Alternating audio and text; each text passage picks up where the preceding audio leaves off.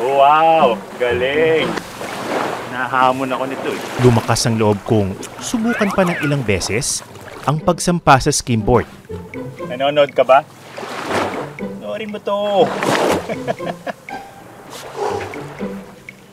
Dahil naghihintay ako ng alon.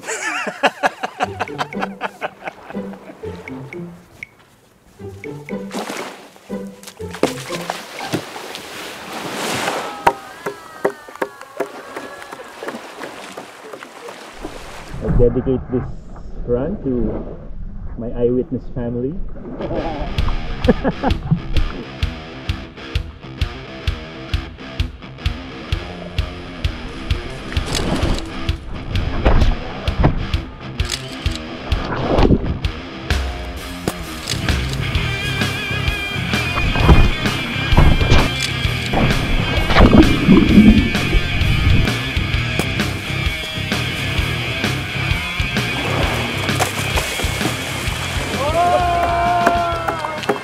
So far, ito yung natutunan ko sa sport na to.